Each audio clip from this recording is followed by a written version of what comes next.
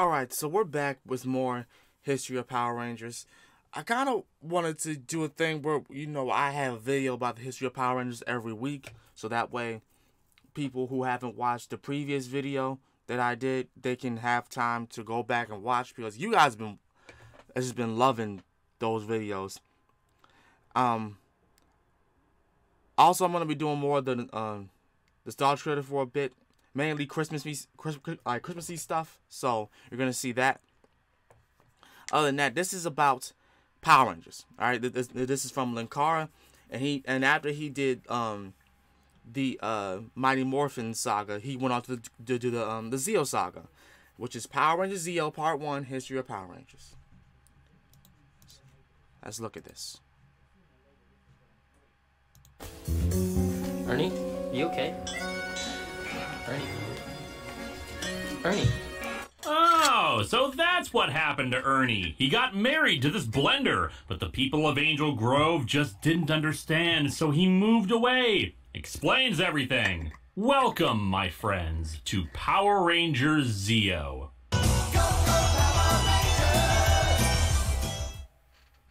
It's very easy to take for granted nowadays the changeover to Zeo. At the time of this recording, it's been over 20 years since Mighty Morphin Power Rangers ended, and since then, for the most part, the brand of Power Rangers has shifted its theme, cast, and setting every year, renaming it along the way. But back in 1996, no kid could have imagined anything like that. It was just Mighty Morphin Power Rangers. Hell, as far as general pop culture knowledge is concerned, there isn't anything but Mighty Morphin Power Rangers. That silly show with dinosaur robots and guys in spandex diamond suits battling Rita Repulsa and blah blah blah. I know I keep bringing that up, but that's only because that's the nature of pop culture. With very few exceptions, something doesn't retain the same level of popularity for a very long time. Or if it does, it's only the basest elements of it that stick in people's minds because they're not dedicated fans of it. For example, most people with pop culture knowledge know who Darth Vader is. However, there are considerably less people who know who Asajj Ventress is. By that same token, most people know who Captain Kirk is,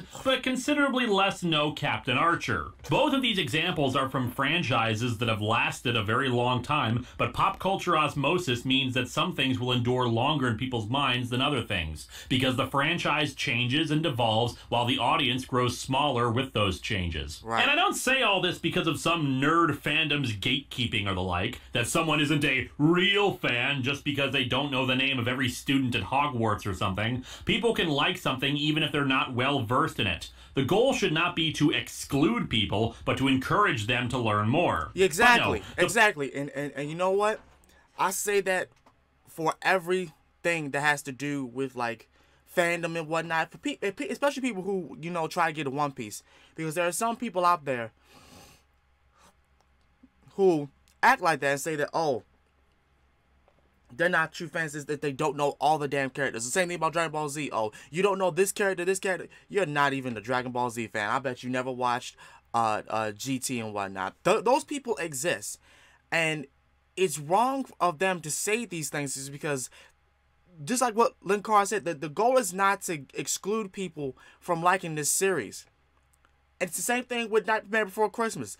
Because of the fact that people exclude people so much because they don't know much about Nightmare Before Christmas, people don't want to even watch the movie because they act so doggone stuck up and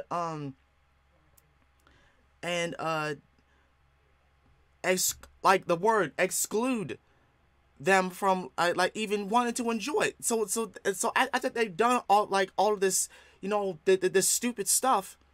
The person that doesn't know nothing, hardly much about that specific thing doesn't even want to do it no more, and that's just craziness, and it's wrong. So for the people who do that, shame on you.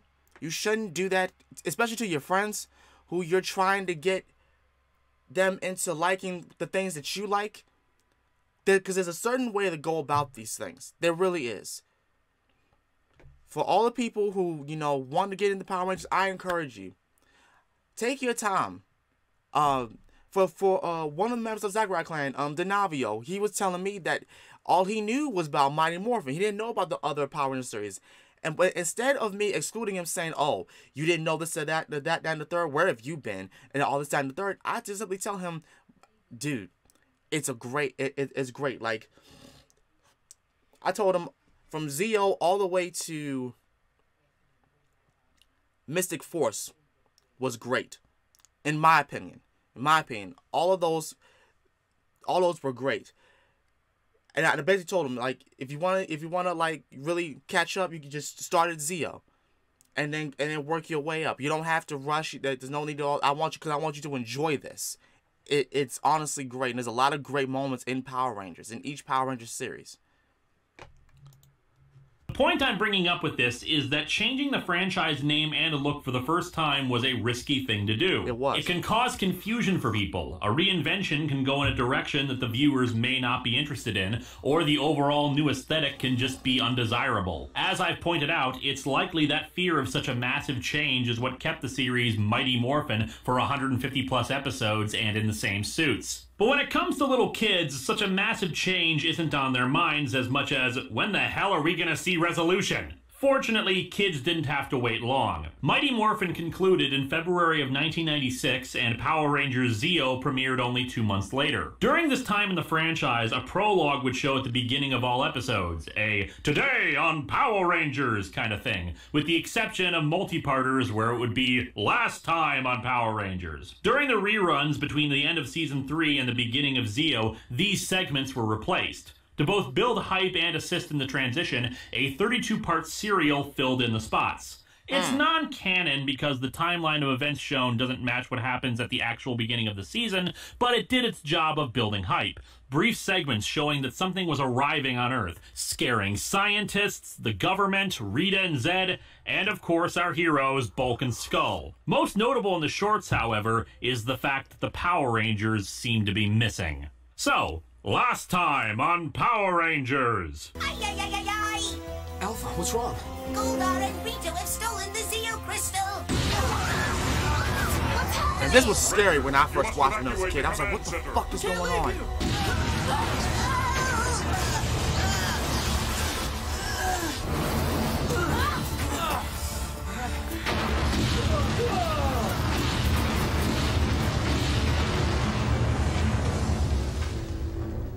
Nothing that important happened. Anyway, after a recap of the events of the season finale, the Rangers go through the wreckage of the command center, hoping to find any sign of Alpha or Zordon. Up on the moon, Zed and Rita are deep in celebration of utterly defeating the Rangers, at least until the palace starts to shake. Rita looks through her telescope to try to figure out what's going on, and is horrified by what she sees. Back in the ruins, Adam spots something glowing amidst the rubble, and the Rangers start digging. 5 minutes later, they're still digging, despite the amount of rubble they must have cleared away by that point. They discover the Zeo Crystal, figuring that Goldar must have dropped it.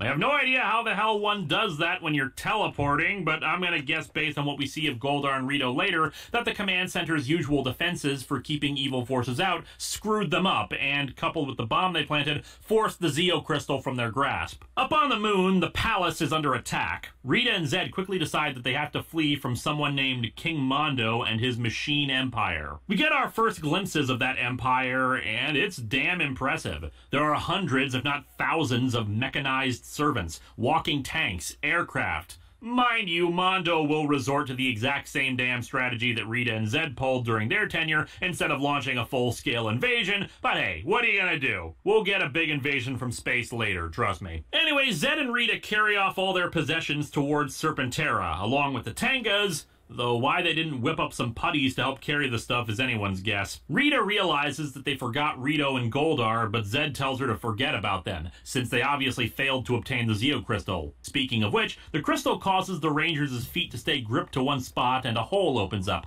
dropping them into the tunnels under the command center. Zed realizes the important fact that while they may eventually escape from the Machine Empire, they have nowhere to escape to, especially since Serpentera's AAA batteries are no doubt going to end up dying if they just wander around too long. Rita suggests that they go to the M51 Galaxy and live with her dad. While Zed is reluctant to do so, he really has no better ideas and they proceed to Serpentera. As the Rangers explore the tunnels, the outer shell of the command center miraculously starts to reassemble itself. In town, Rito and Goldar find themselves scrounging around a neighborhood, suffering from amnesia. Eventually, they run into Bulk and Skull, who are assembling a motorcycle to make their own patrol bike. At first, they're frightened by the two, but when the monsters reveal that they're desperate for help, Bulk and Skull take them in as their servants. I'll get into my thoughts on that at the end, of course. The thing about that was so weird to see Goldar and Rito basically helping out Bulk and Skull because they lost their memory. That was a weird concept.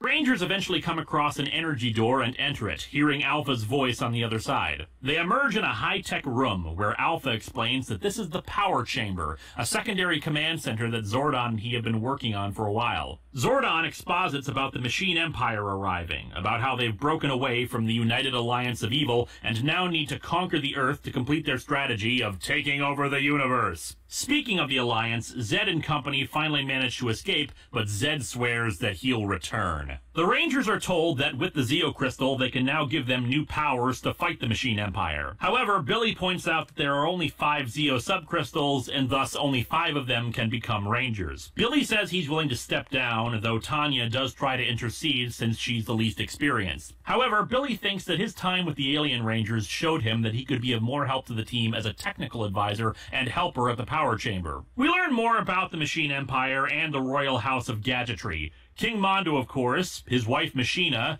his son Prince Sprocket, and footmen of the throne Clank and Orbis. Clank has a Scottish accent because the Scottish are well known for colonizing other worlds and building robots. The foot soldiers of the Empire are the Cogs, which, according to Zordon, must be completely dismantled to be defeated. Turns out that fully dismantled means punch them enough times and they'll either die or run away. The Zeo subcrystals are reconstituted into the new morphers, called Zeonizers. The Zeonizers are awesome. They're different from the morphers while still maintaining their unique look and coolness factor, especially since it takes some getting used to on how to open the damn things, speaking from experience here. Meaning that you need to be kinda skilled to get it right. The Rangers are also granted new colors along with the powers. While, of course, Kat is pink and Tanya is yellow, Rocky becomes blue, Adam green, and Tommy red. To add to the majesty of the new powers, there's a lot of really good background and incidental music that, sadly, I haven't been able to find in raw form. There's kind of a new chorus in the background, and it really feels like the whole thing is a new beginning, helped by a speech by Zordon about how the Rangers of old are gone forever, but that's fine, since it's better than before. Of course, they also honor their past by putting up the old Ranger costumes behind them, kind of like Batman.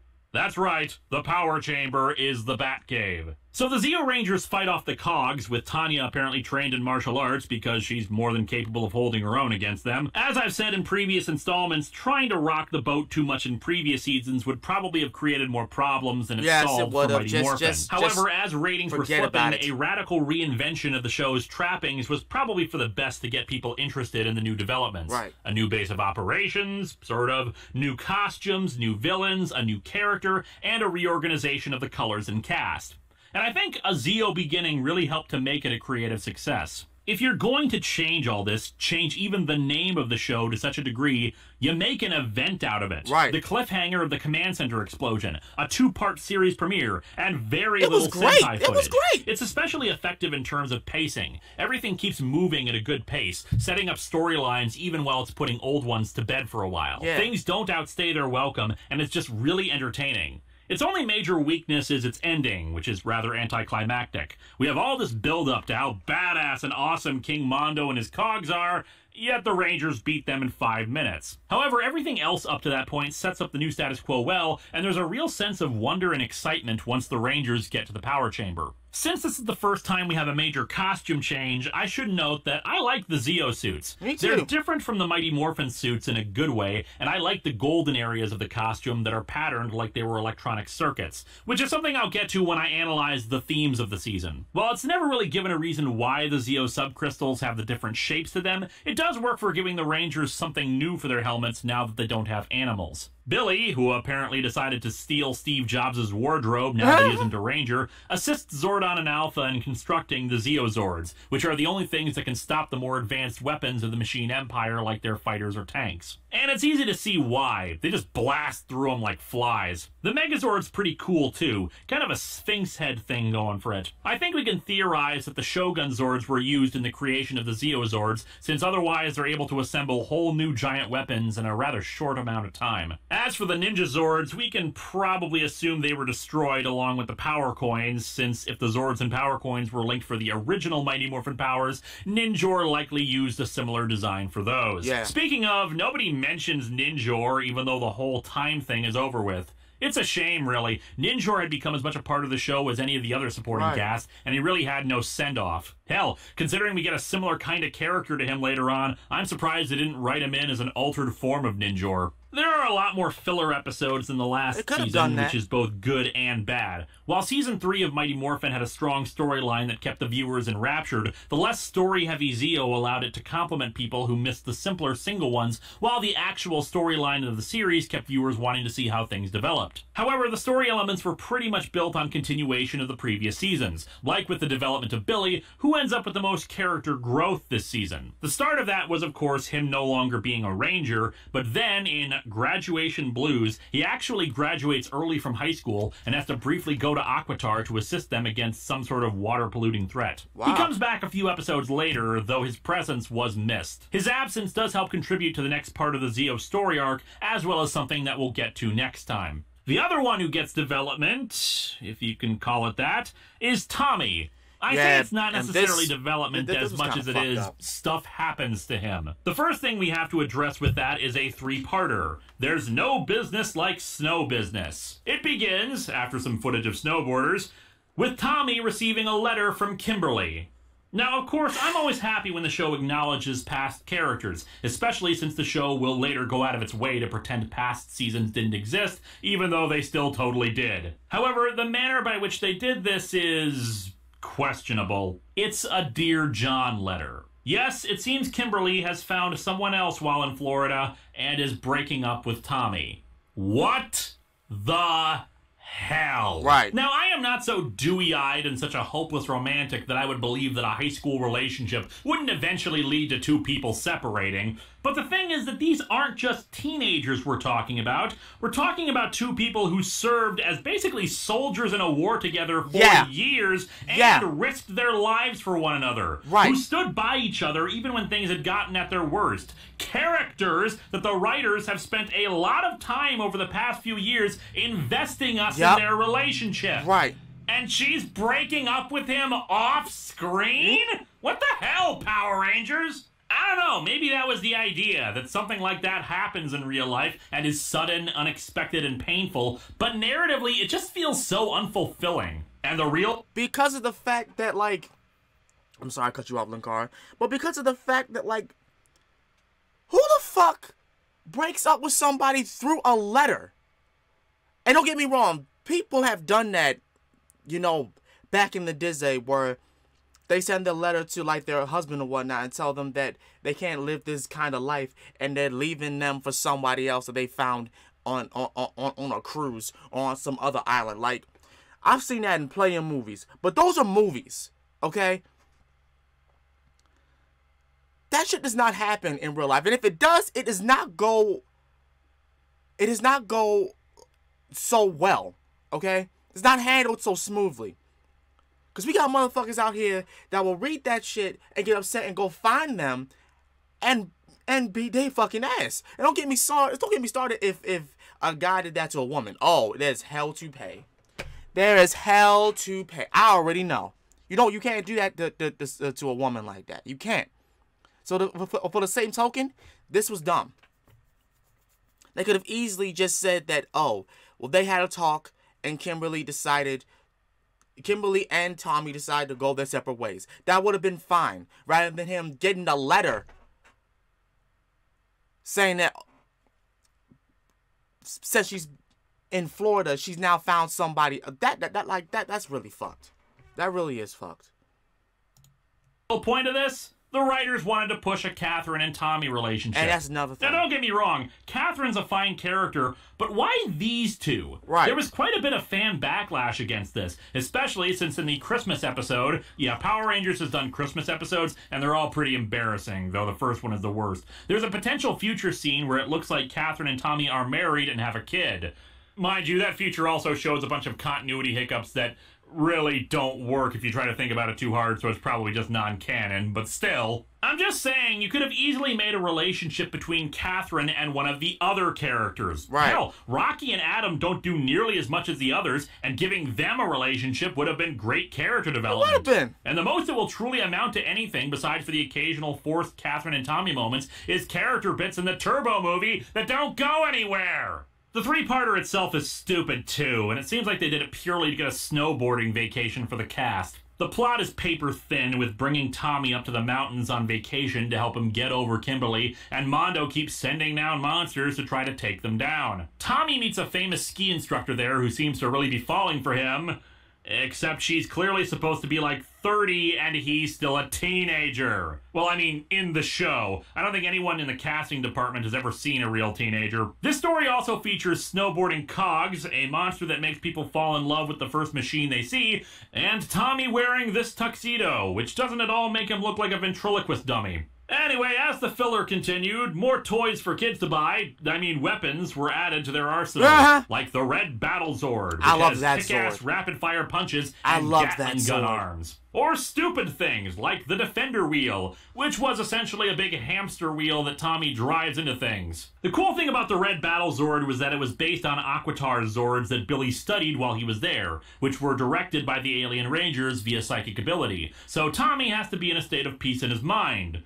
Which brings us to the next story element of the season. When I made the original Zeo overview in 2010, there was a storyline that I glossed over, which really I shouldn't be doing. I think I was just irritated by how it played on Native American stereotypes while not actually doing much to change Tommy's character. Couple that with the fact that, as I joked in a previous video, this can often become the Tommy Oliver show featuring the Power Rangers, and I wanted to glance over it. Still, whenever there is something that's major and life-changing for them, it should be acknowledged. During Tommy's Zeo quest, the native person who aided him gave him half of an arrowhead. In a storyline that surprisingly was not labeled as a multi-parter, beginning with Inner Spirit, Tommy encounters a Native American by the name of Sam Trueheart, played by the late Frank Salcedo, who was an actual Native American from the Wapo tribe, so kudos Power Rangers for not getting a white guy to do this, who looks exactly like the man who gave him the arrowhead. What I will not give the show credit for is that it of course plays on a lot of stereotypes, starting with Trueheart himself utilizing magical powers and giving vaguely poetic advice. At the end of Inner Spirit, we're introduced to David Trueheart, Sam's adopted son, who also possesses magic appearing out of nowhere Native American powers,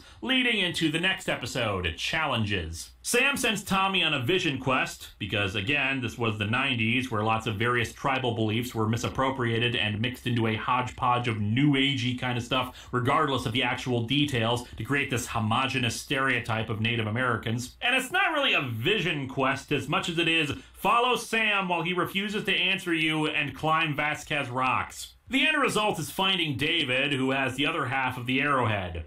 And what does that mean? David Trueheart is, in fact, Tommy's brother. Hell, he's actually played by Jason David Frank's real-life brother Eric, which helps the chemistry. Both Tommy and David were adopted separately, with David spending... By the way, rest in peace to Jason David Frank's actual brother. He died, I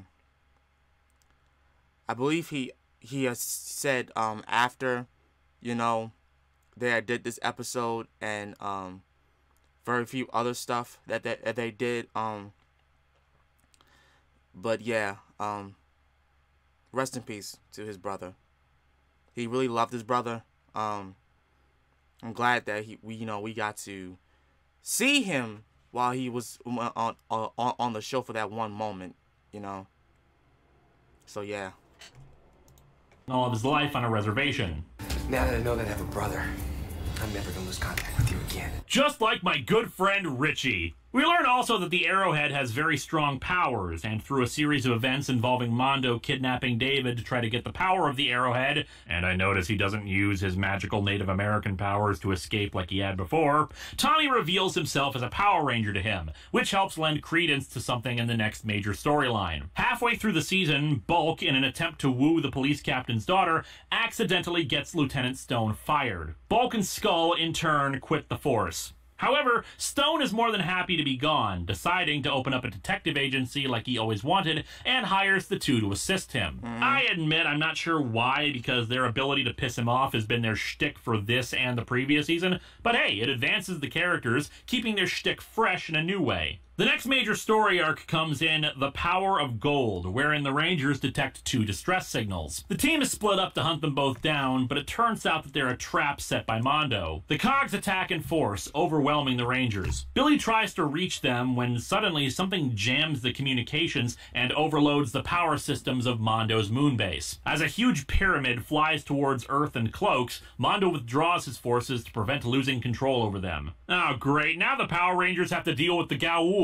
Back at the power chamber, Billy overlays the power signature of the Zeo subcrystals over the power signature of the pyramid, and it's an exact match, suggesting that there's another Zeo crystal aboard the pyramid. We never really learn why that is, especially given the history of the Zeo crystal we were given last season, but it's possible the citizens of M51 utilized the Zeo crystal before and kept a 6th part of it somewhere else. The Rangers worry that Mondo's new strategy may split them up even further, since there are only 5 of them.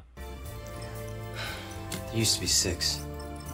The Rangers head out to try to find the pyramid, but a group of Cogs attack to distract them. While Billy stays behind with his tracking device, the Rangers get overwhelmed by the Cogs and one of Mondo's monsters. However, the team is saved by the arrival of a new Ranger, the Gold Ranger. The Gold Ranger easily wipes the floor with the Cogs. He's got a kick-ass golden power staff, moves like the Flash, and of course has his own theme song, much like the Green and White Ranger used to have. Right. It was cool.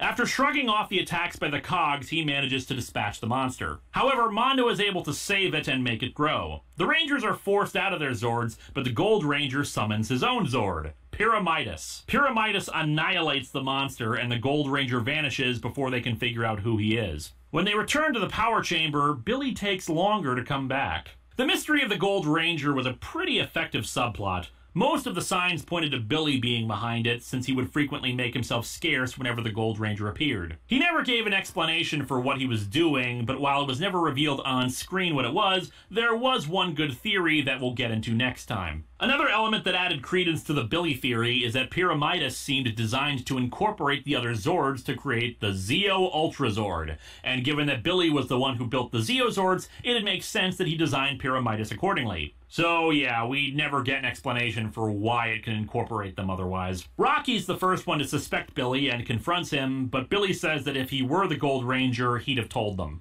In the penultimate chapter of the Gold Ranger mystery, Pyramidas lands on Earth. Mondo sends the Cogs down in force to try to find it. The Rangers, in an uncharacteristic display of intelligence, decide to just watch the Cogs and let them do the work of finding Pyramidas for them. However, before they can get very far, the Cogs find them and attack. The Gold Ranger goes out to help and manages to defeat the Cogs. When the Rangers finally try to ask him who he is, he's reluctant to talk. Before they can learn anything else, a bounty hunter named Verox attacks, attempting to steal the Gold Ranger's powers. Verox injures the Gold Ranger, who reveals that he can't tell them who he is, or else he'll lose his powers. I don't know why the hell this idea was introduced, since 2 episodes later we learn exactly who he is. It might have worked if they had gone the Billy is the Gold Ranger route, but this way it's just like they needed an excuse to just not have him tell them who he is.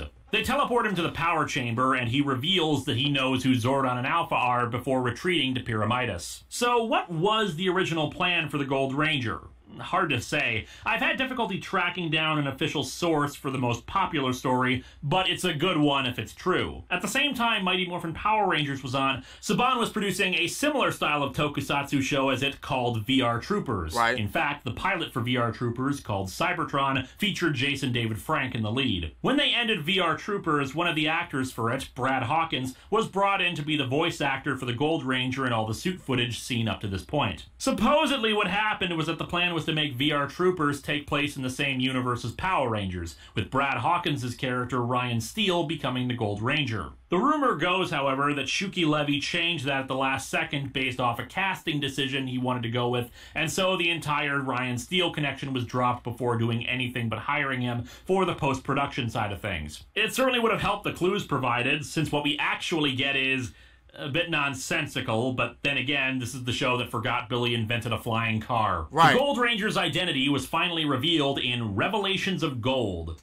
The episode opens with Pyramidas under attack by a fleet of Varrock's bounty hunters. Mondo plans to steal the Gold Ranger's powers while the Varrocks chase Pyramidas to Aquitar, where Pyramidas crashes and the Varrocks presume him dead. The Equations take the Gold Ranger under their care, and we finally get to see him without his suit on, and it's absolutely no one we know. Yes, all the hints and nudges were it for was stupid. nothing. His name is Trey of the planet Triforia. The Equations teleport him to Earth, but Mondo uses a force field around the power chamber so that when he arrives, he'll smash into it and be destroyed. They redirect the signal to a nearby sea and pull him out, but then he splits into 3 identical copies of himself. He explains that Triforians are made of 3 distinct personalities that are usually joined as one, but the battle has damaged him to the point where his 3 personalities have split off into Trey of Wisdom, Trey of Courage, and Trey of Heart. Yes, Trey of Heart, just in case you thought Captain Planet was the only one dumb enough to have that idea. Triforians are a race of peacekeepers who will sometimes venture out to other worlds to help stop evil, hence why he came to Earth to fight King Mondo. However, he's not certain how he can rejoin the 3 aspects back together, and in this state he's unable to become the Gold Ranger. They need to pass the powers onto someone else or else they'll be lost forever. What I love about this scene is that there isn't any hesitation, any question or wonder of who should assume his powers. Tommy instantly says he knows who can take them and sends them to the power chamber to give the powers to Billy. However, when the Rangers return to the power chamber, they learn that during the command center's destruction, Billy absorbed a high dosage of negative proton whatsits, and essentially he can't take on the powers. I'm not sure why it is from behind the scenes that they couldn't have Billy become the Gold Ranger, right? But like with the Brad Hawkins thing, there's a lot of speculation and rumor on why it didn't happen. But at least they acknowledge the possibility. Tommy leaves and tells everyone he thinks he knows someone else who can take on the power. While the Rangers use the Zeo crystals, along with the power of the command center, to keep the Golden Staff energized, Tommy retrieves his candidate, and they head back on foot to the power chamber. With the power diverted, they can't teleport him, and they can't track him out of fear that Mondo will figure out what they're doing. The implication, as Tommy and the candidate run back, is that it's David, which would make sense. They established that he knew martial arts when they introduced him, and he already knows all the Rangers' identities. And anytime the Rangers reveal themselves, it seems to almost be certain that those people will become Power Rangers. Kudos to the creators for doing an effective job of hiding his identity during the episode. As a little kid, my jaw dropped when they revealed him. Anyway, Mondo gets wise to the scheme and attacks the two, forcing them to run into their limited teleportation range. When they just barely get inside, Mondo initiates his new robot building technology process, using neo-plutonium armoring to enhance them. Why do I get the feeling it's gonna turn out to be glitter? Meanwhile, Rito and Goldar sleep at the detective agency. Goldar starts to remember who he is and gets a message from Rita and Zed. They'll restore their memories and even restore Goldar's wings, but they must swear off ever doing anything good. And they must prepare. Since they've left, we'd only seen them once before in a dream in the goofy but wonderful episode It Came from Angel Grove, and in the previous episode, wherein they had hired Bulk and Skull to figure out where they came from, only to discover a message from Rita and Zed that it was time for them to come home. But now, the message is clear. Rita and Zed are coming back. The two awaken with their memories restored and gleefully push aside Bulk and Skull, stealing their bikes so they can get back to their Emperor and Empress. Tommy and the candidate arrive, and the candidate takes off his sunglasses. And it's Jason.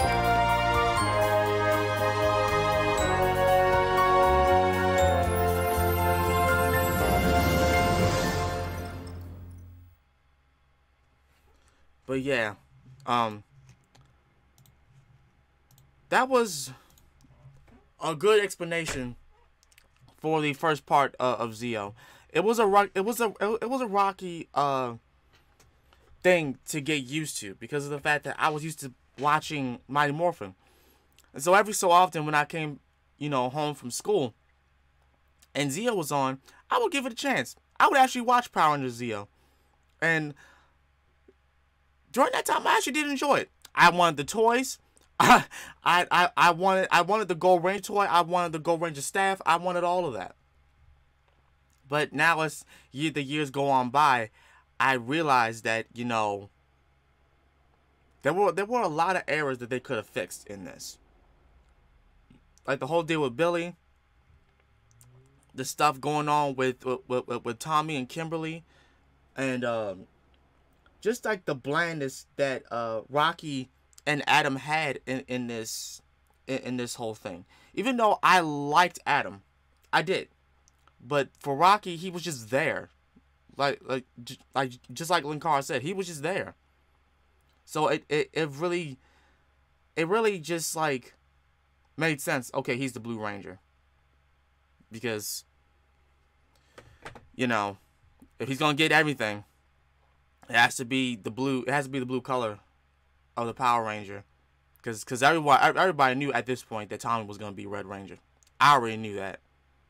I was happy he became Red Ranger because he was already acting as a leader when he was the White Ranger.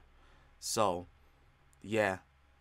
Other than that, let me know what y'all think in the comments down below about this whole thing. I still enjoyed Zeo, and I cannot wait to watch part 2 again, because I had watched it the first time to see where Linkara was going with this. So yeah. Till then, it's been Master Ryo Sakurai. I love you guys, and I'm gonna get up out of here. I'm out. Peace.